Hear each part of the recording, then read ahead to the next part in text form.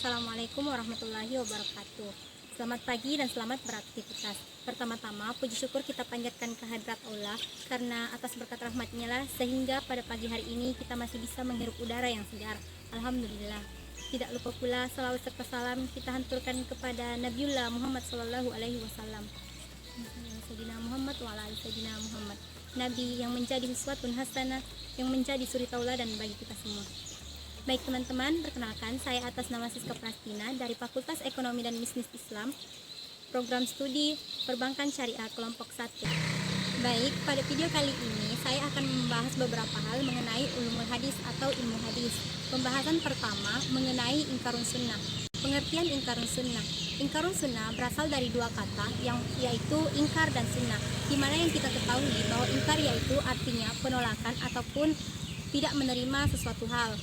Sehingga dapat disimpulkan bahwa ingkarun sunnah merupakan gerakan yang dilakukan oleh umat Islam yang tidak atau enggan menerima sunnah Nabi Muhammad SAW.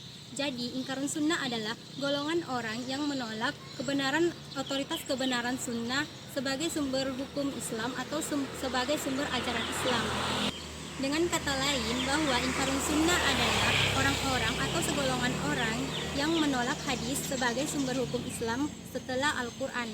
Adapun golongan orang-orang yang menolak ataupun yang termasuk dalam golongan ingkarun sunnah terbagi atas tiga. Yang pertama, golongan Khawarij, yaitu orang-orang yang menolak keseluruhan dari hadis. Yang kedua yaitu golongan Syiah, di mana golongan ini menolak sebagian akan tetapi menerima beberapa yang sependapat atau sejalan dengan pemikiran mereka. Yang ketiga yaitu golongan Mu'tazilah. Golongan ini menerima hadis mutawatir akan tetapi menolak hadis hasan. Adapun beberapa argumen sehingga mereka menolak hadis sebagai sumber hukum kedua setelah Al-Quran.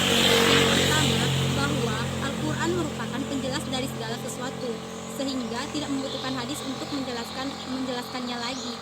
Padahal sebenarnya hadis hadir sebagai fungsi ataupun berfungsi sebagai penjelas dari ayat Al-Quran yang tidak dijelaskan secara rinci.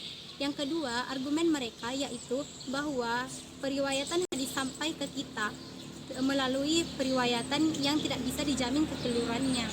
Selain berargumen, mereka juga bersumber pada Al-Quran itu sendiri, sebagaimana yang terdapat pada Quran Surah An-Nisa ayat 4 yang mengatakan, dan siapakah yang paling benar perkataannya.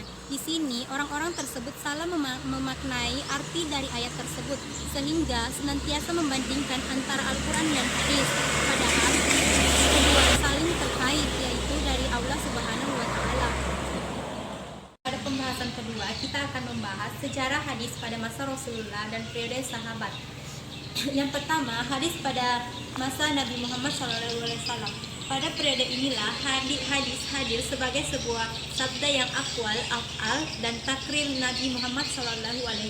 Penyerangan atau penjelas dari al-isi Al-Quran yang tidak dijelaskan secara terperinci. Hadis merupakan sumber hukum kedua setelah Al-Quran. Hadis adalah segala sesuatu yang disandarkan kepada Nabi Muhammad, baik ucapan, perbuatan maupun takrir atau sikap diam Nabi Muhammad SAW. Adapun cara penyampaian hadis pada masa Rasulullah SAW, yang pertama yaitu dengan membentuk majelis, yaitu dengan cara perkumpulan, di mana apabila salah seorang tidak sempat hadir pada majelis tersebut, orang-orang yang sempat hadir akan menyampaikan apa yang disampaikan oleh Rasulullah. Yang kedua yaitu dengan cara lisan dan perbuatan, dan yang ketiga yaitu dengan cara tanya jawab antara Nabi dengan para sahabat, di mana apabila para sahabat mendapat perkara mengenai suatu hal, ia akan menanyakan kepada Nabi, baik itu mengenai hukum ataupun hal-hal lainnya. Yang kedua, hadis pada masa Khulafaur Rasyidin. Adapun empat tokoh yang termasuk dalam Khulafaur Rasyidin ini yaitu Umar bin Khattab, Abu Bakar As-Siddiq, Ali bin Abi Thalib, dan Utsman bin Affan. Pada masa ini disebut dengan masa kehati-hatian, di mana para sahabat sangat berhati-hati dalam meriwayatkan sebuah hadis. Bahkan dalam sejarah mengatakan bahwa pada saat itu perawi ataupun periwayat sangat dibatasi, dan juga para khalifah melarang untuk memperluas hadis kepada masyarakat karena ditakutkan masyarakat akan berfokus kepada hadis dan mengabaikan Al-Quran.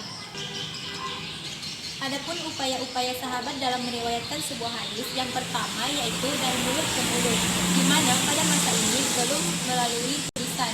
Yang kedua yaitu meriwayatkan secara maknawi dan lafziah. Yang ketiga yaitu banyak bersandar kepada ingatan dan juga hafalan. Jadi pada masa ini hadis belum ditulis ataupun belum dibuktikan, akan tetapi banyak mengandalkan hafalan. Ketiga, mengenai pembukuan hadis pada abad kedua Hijriah sampai sekarang. Yang pertama, pembukuan hadis pada abad kedua Hijriah. Periode ini disebut sebagai masa penulisan dan pembukuan hadis, atau bisa dikatakan masa pembukuan dan pengkodifikasian hadis secara resmi. Hal ini dikarenakan instruksi dari Khalifah Umar bin Abdul Aziz yang menginstruksikan untuk membukukan hadis. Adapun hal-hal yang melatar belakangi sehingga Khalifah menginstruksikan hal tersebut, yang pertama, Al-Quran telah dibukukan dan telah tersebar luas sehingga tidak dikhawatirkan lagi untuk bercampur dengan hadis.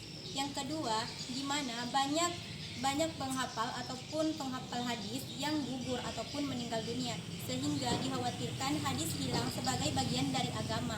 Yang ketiga, daerah Islam yang semakin meluas sehingga membutuhkan hadis sebagai petunjuk di samping Al-Quran.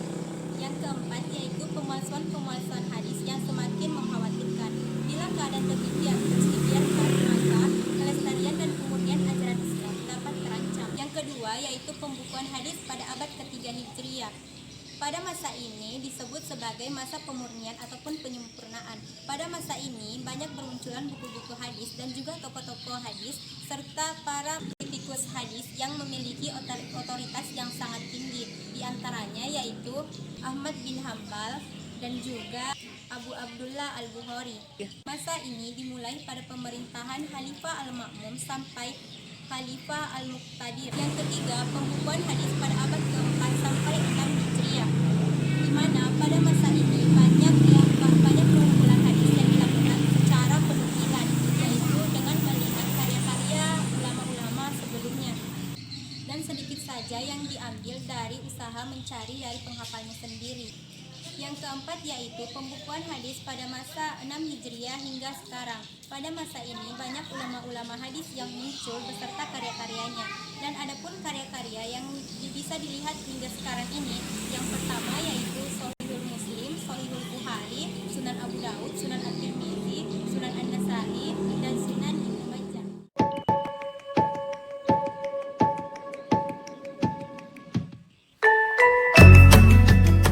Teman-teman, itulah beberapa hal yang bisa saya sampaikan pada video kali ini terkait ulumul hadis ataupun ilmu hadis. Terima kasih buat kalian-kalian yang telah menonton video ini dari awal sampai akhir. Jangan lupa di like, komen, dan subscribe. Semoga dengan adanya video ini dapat menambah wawasan kita bersama, utamanya kepada diri saya pribadi. Mohon maaf atas segala kekurangan. Saya akhiri dengan ucapan wabillahi taufiq wal hidayah. Assalamualaikum warahmatullahi wabarakatuh.